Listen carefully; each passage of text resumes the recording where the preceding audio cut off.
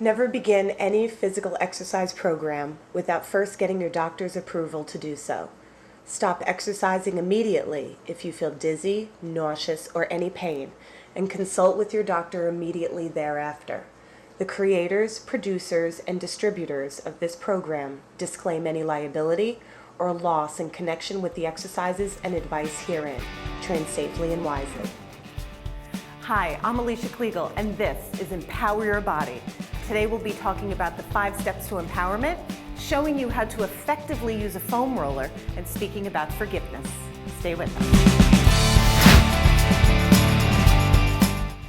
So here is your fit tip, your 5 steps to empowerment. Number 1 is, first you clearly need to define what it is that you want to achieve. Without naming it, you cannot claim it, as Oprah has said. But you must define what it is that you want to achieve. Be as specific as possible. Picture it in your mind. Be as descriptive as possible. Name it, write it down, speak it out to others, speak it to yourself. First, clearly define. I have people who come to me and they say, I want to lose weight or I want to be stronger. No, what is it? Specific. I want you to say, I want to achieve 10 pounds of weight loss. Okay, name it, define it. The second one is, this is a really powerful one, guys. Ask yourself, do you deserve it? I have a lot of people that when I start working with them, really their inner dialogue and their inner voice and their thoughts that they have for themselves and to themselves and with themselves really do not facilitate or support the actual achievement of this goal. So I need you to really be honest with yourself. Do you think you deserve it? If it's no, it's okay. Fine, thank you for that thought. And then start working on some self-confidence and self-esteem. But ask yourself if you deserve it. Because if you don't think you do, no matter what you do, you will always sabotage success. Ask yourself if you truly feel you deserve it. Number 3 is become educated in whatever it is we want to achieve. You want to, say, go hike the Grand Canyon, which, by the way, was fabulous. I suggest it, but be safe and careful. Say you want to do that. You have to become educated. What is the terrain? How is the weather during different times? What do you need to bring with you? What kind of shoes do you need to wear? So really become as educated as possible. You want to run a 5K. What are the duration and the lengths of the swim, the run, and the bike? Become as educated as possible. And let's not even think about exercise related. Say you want to become a famous, as John back there, a photographer or a cameraman or a producer or a business owner as he is, does it all. You have to become educated in what it is you want to achieve so that you are clear and you know how to get into all parts. Some things will be surprising along the way. So don't forget that. Become as educated as possible about what it is you want to achieve. Number 4 is, please don't judge yourself.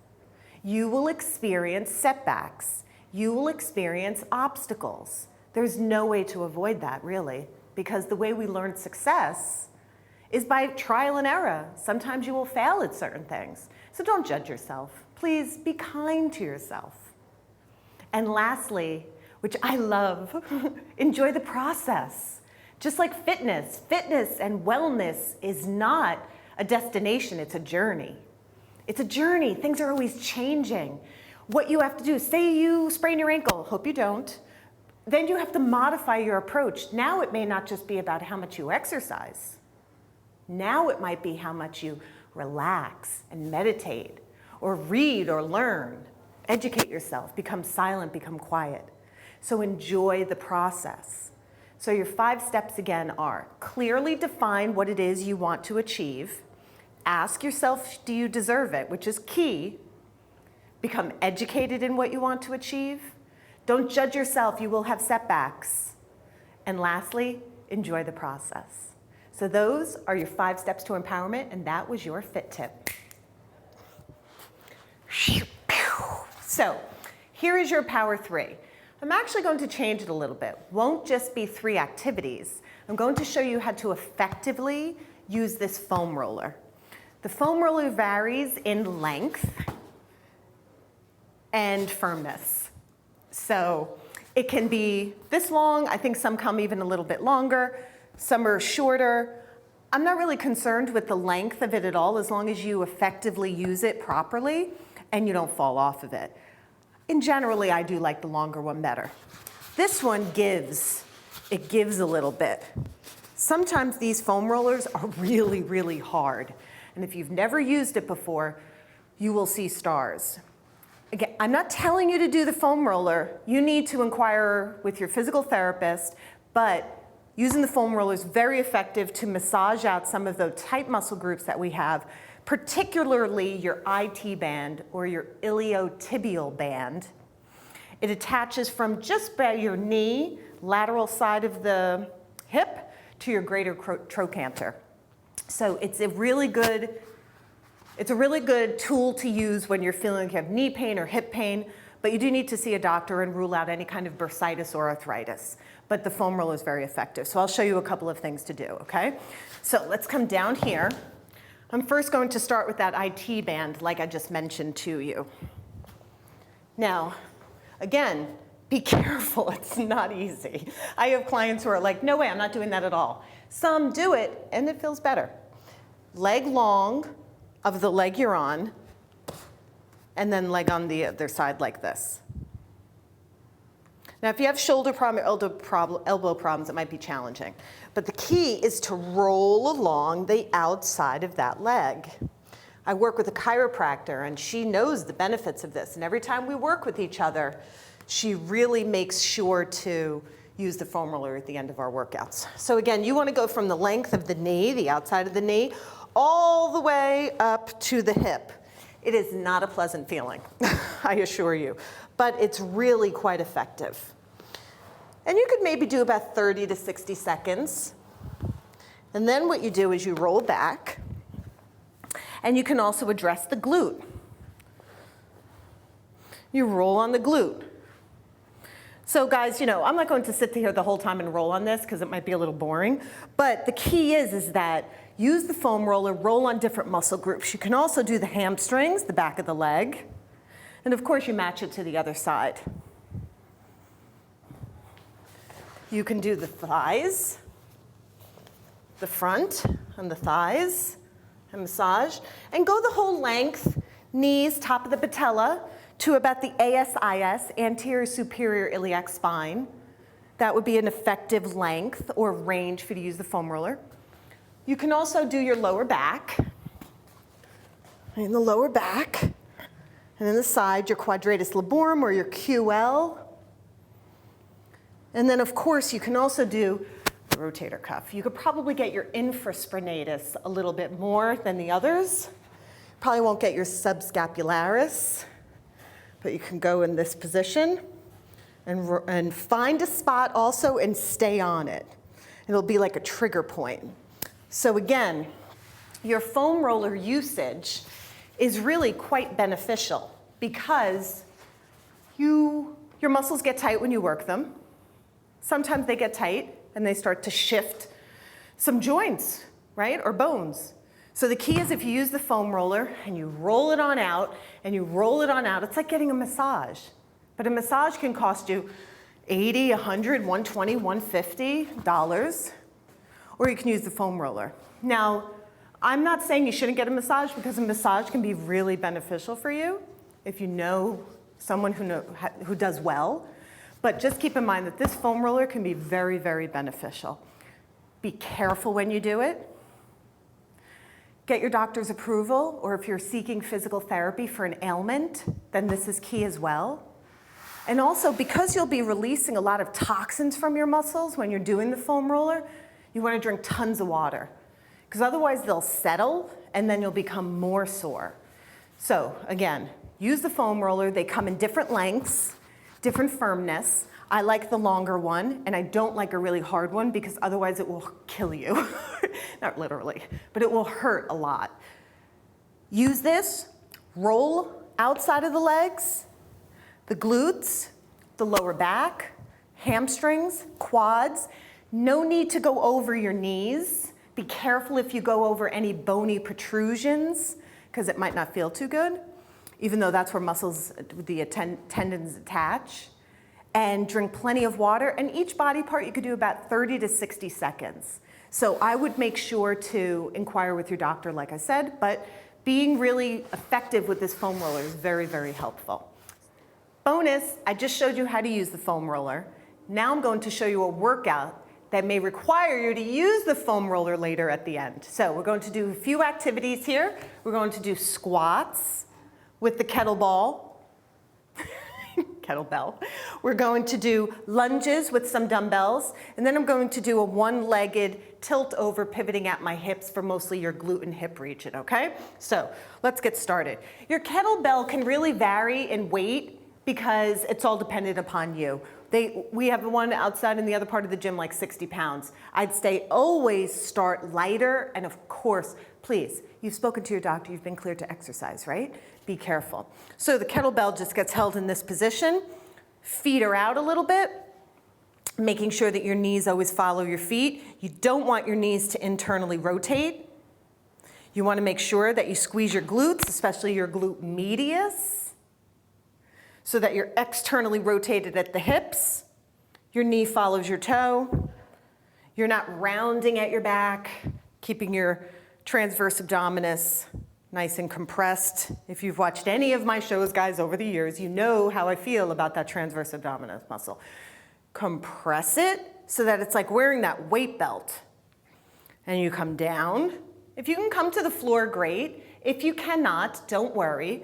Proper form is way more important than going to the floor. So you may have proper form here, and then you may round your back to get here. I don't want you to do that. When you do a squat, your heels should always be pressed into the ground and up. So your heels are pressed into the ground. I like to tell my clients, act like there's a piece of wood here and a piece of wood here, and they're pressing against that, right? So if there's something here, your knee is opening, you're pressing against that, as opposed to knees coming in, weight on the inside of your feet. You want the weight and the pressure on the outside. Squeeze your glute medius, open up your hips, down and up.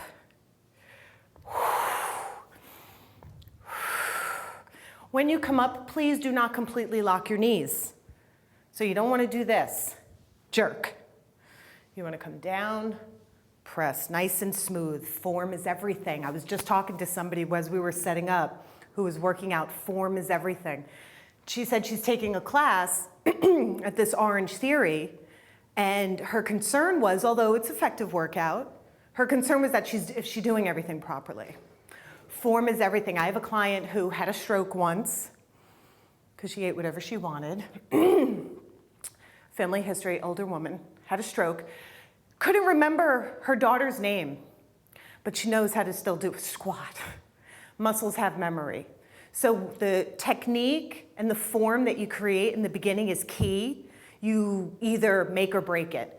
So get the neuromuscular connection to the muscle so that you make sure you do it properly in the beginning. If you don't, you're setting yourself up for years and years of doing form incorrectly.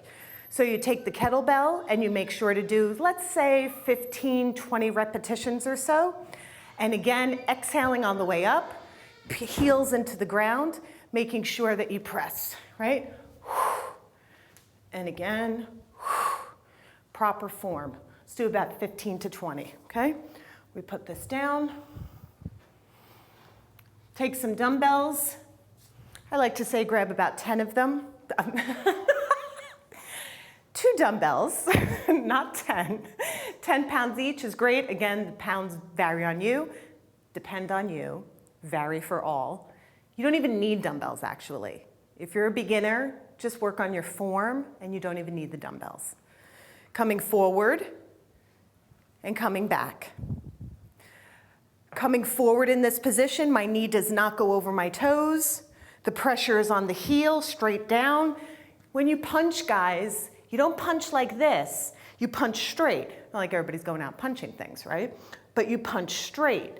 So you don't want your ankle to go forward, like your knee to go forward. Press back. Both feet face forward, press back. Both feet face forward, press back, exhaling back. I like to say do again about 12, 15 repetitions with those dumbbells. So we just did your kettlebell squats. You did your lunges, right foot forward only, 10 pounds, 5 pounds, 20 pounds, no pounds. Then the next activity I like to do, stand on one leg, come down to the floor. If you can touch the floor, that's great. You should be feeling this work primarily in the right hip. Now again, some of these may be advanced. My suggestion is to get an assessment done by a professional so that you're really starting out where you need to start out based on your weaknesses, your obstacles, and your goals. But again, right leg only, heel goes into the ground, pivot at your hips, not your back. And don't really overwhelm and bend your knee. Soften the knee and come up.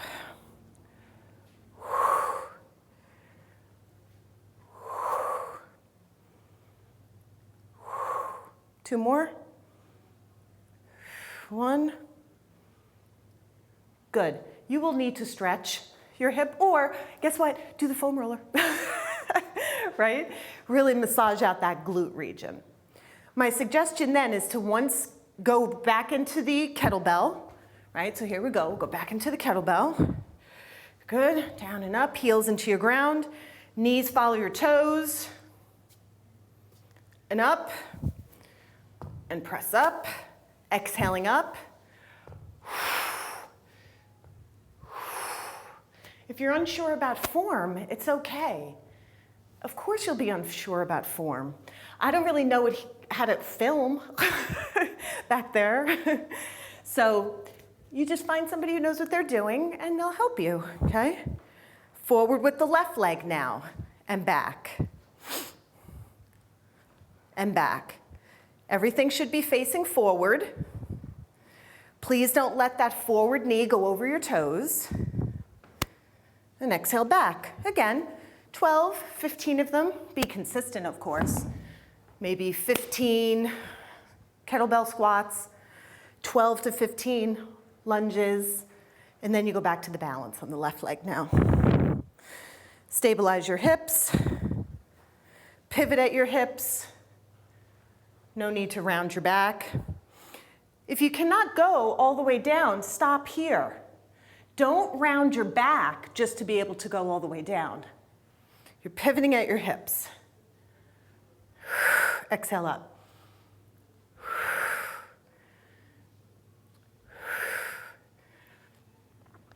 Wonderful. And again, that's when you want to foam roll those hips. Now, a good stretch for you to do, and I don't have it right here. Maybe, John, can we just come over here so I can show? This is actually a really good stretch for after what you just did. Find a chair or a bench. Bring your leg over. If you've had a hip replacement, this is not the suggested stretch for you to do.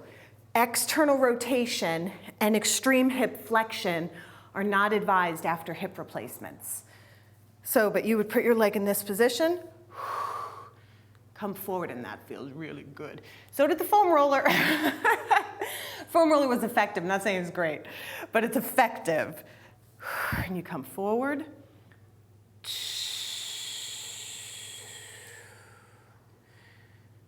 Just relax into it. Remember, your stretches need to be about 30 to 60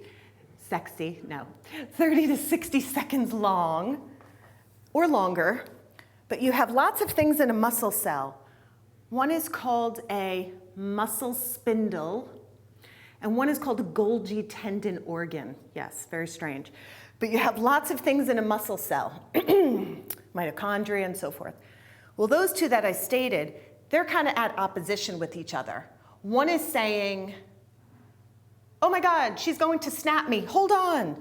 And the other says, relax, you're good, right? Takes at least 30 to 60 seconds for them to be on the same page and say, relax, it's just a stretch, you won't snap, right? So it's interesting how the body has this internal mechanism for preservation, right, and to protect itself. But this is a really good stretch for your hips. Again, don't do it if you've had hip replacement surgery. right? And you shake them out so that at least now you feel firm, you feel used, you feel like you got your body working. That's a great classic exercise program for workout for your legs.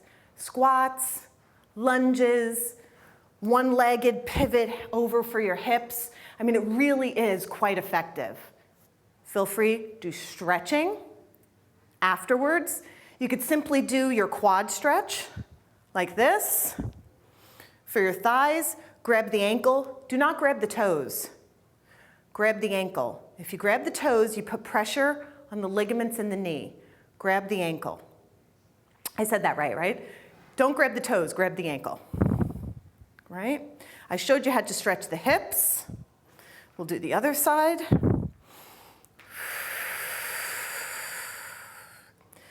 It's only an effective stretch if you don't bend over. Because remember, this angle is what we're trying to increase. So you really want to do this position. If you have lower back trouble, lumbar issues, any sort of quadratus laborum, QL issues, you may not be able to do this because you're flexing your back, but you want to get your flexor muscles in your pelvis, in your hips, psoas and iliacus, then you get your 4 quad muscles. And then I always like to just do this stretch at the end. Feet facing forward, arms up, and kind of lean back again. Guys, this isn't for everyone. That's why an assessment is really, really important, okay? It's just general activities and stretches to do. You get your flexors, get some of your quads. And then you stretch again in this position. That just feels so good. You get your flexors. If any of you have ever had lower back trouble, your sacrum or mostly your sacrum. It's a diamond bone at the bottom of your back, right where my little voice box thing is here. My, what is it called? Microphone. So your sacrum is there. And if it shifts a little bit, you're going to have a lot of back pain. So it's always best to make sure it goes back into alignment, but you might not be able to have the ability to flex or hyperextend like that. I'm sorry, this is flex, hyperextend like that. And you might have your muscles get really cramped and in spasm. So that's your power 3. Showed you some activities you could do for your lower body. And then don't forget to stretch. And I hope you have a great day. So your aspire higher has to do with forgiveness. And we were just talking, John and I, about forgiveness. Forgiveness is important for many reasons, I have learned. Now, I'm not a professional therapist. However, forgiveness sets you free. You may feel someone slighted you for something intense and major and changed your life, or something small like cut you off in the car, which my dad is notorious for getting upset about, not cutting people off, but getting upset about. And I say, you never know where someone has to go. Maybe they're in a hurry to get to a hospital or to see a loved one, or you just don't know. So we want to give people the benefit of the doubt. You know, one of my clients said to me, she taught me something. People don't know what they don't know. And we only do what we know. So that's why we have to learn forgiveness for people. People only know what they know, and they don't know what they don't know. It will set you free. You sometimes think, this person did something to me and I'm going to hold on to it and hold on to it, and it becomes your identity. It becomes your identity. Pain can become your identity. Anger can become your foundation. Bitterness can become your platform in which you live and speak from. And you get to choose your life. So forgiveness, it doesn't set someone else free. Although, why wouldn't that be bad? Why would that be bad, right? It sets you free. So that pain and anger and bitterness and that sense of betrayal or sense of hurt, it isn't, you don't own it. You let it go through you. You feel it and you let it go through you. Because if you hold on to it, dis-ease occurs. Many different ailments can overwhelm your body and take over your body. So my suggestion for you is to learn forgiveness. Practice it. Practice it slowly. Practice it. Somebody says something to you and it bothers you. Just forgive them and let it go. Now, I'm not saying that you should settle for a relationship that is less than what you deserve. If you are in anything that is abusive or controlling or unsatisfactory to you or really, really is dangerous, you must leave and find help. But start slowly with the act of forgiveness. It could be your child spills some milk or your dog chews your favorite chew, which I've had my share of. But just practice forgiveness. It's okay. It's okay. I forgive you. You don't have to forget, but you forgive people because it's not for them, it's for you. I assure you, forgiveness sets you free. It sets you free to create a new identity, one of love and pleasure and fulfillment, as opposed to defining you through anger, pain, bitterness. So practice forgiveness. Just practice it. So that's your episode of Empower Your Body. I'm Alicia Kliegel. Thank you for tuning in, and I hope you continue to. We'll have lots of great new information for you in the future. Please don't ever forget to be well, eat well, drink plenty of water, and don't ever forget to empower your body.